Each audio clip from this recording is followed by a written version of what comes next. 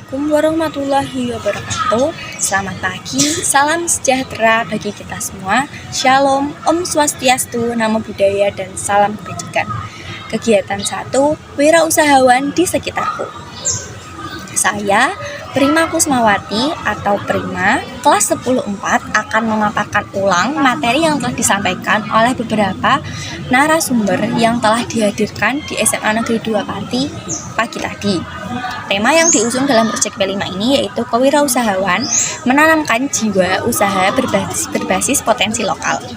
Yang pertama ada narasumber Bunga Chandra Rupa Andarianti. Sebelum beliau memiliki usaha yang bernama Bunga's Kitchen, ia melalui beberapa masa di mana beliau sedang menjalani kuliah pada semester akhir. Pada awalnya ia diberikan piscok oleh tetangganya yang ia upload di Instagram atau sebutannya SG. Lalu ada beberapa orang yang menanyakan, beli di mana? Terus Kak Bunga itu memiliki ide, apa aku buat pistok aja lalu aku jualkan ya? Mulai dari situlah ide beliau berbisnis makanan. Tak hanya itu, Bunga's Kitchen menjual beberapa makanan seperti salad, dimsum, pistok, dan lain-lain. Nah, beliau juga menyampaikan bahwa faktor yang menentukan keberhasilan dalam berbisnis salah satunya yaitu tekun dengan hal yang dijalani. Ibaratnya kita telah memilih untuk berenang, tiba-tiba ada halangan nih, lalu kita nggak tekun renang, kita tuh kayak ragu-ragu. Nah, kita tuh harus pede, dan kita kalau pede kita itu akan sampai juga di tujuan kita atau sebutannya daratan tersebut lah. Nah, ada beberapa pertanyaan yang ditanyakan siswa-siswa SMA Negeri 2 Pati. Yang pertama yaitu cara agar tidak gengsi saat berjualan. Caranya kita harus menanamkan mindset jika selama yang kita lakukan tidak merugikan orang lain, kita tidak perlu malu. Ada dua pertanyaan. Yang kedua yaitu bagaimana cara mengatur waktu antara belajar dan jualan.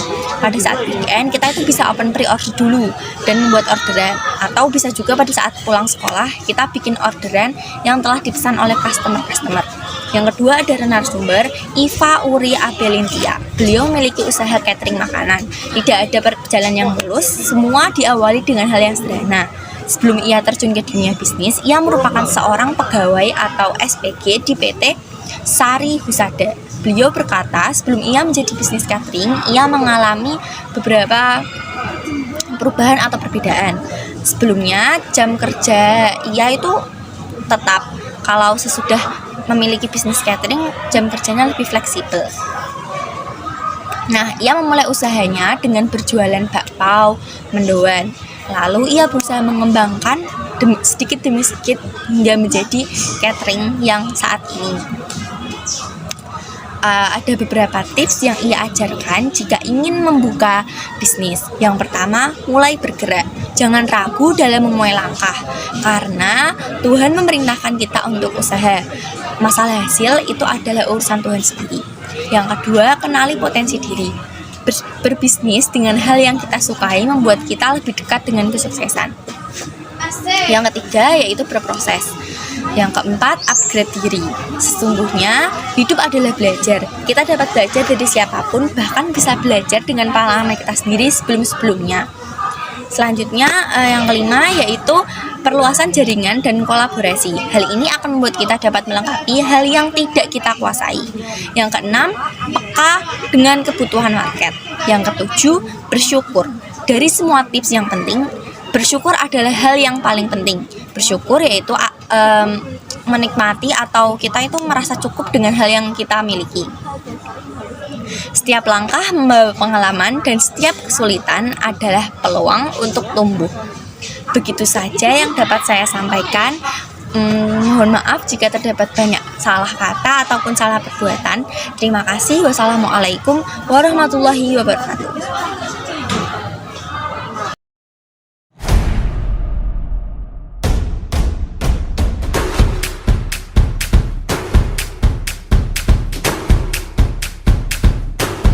Behind the scene.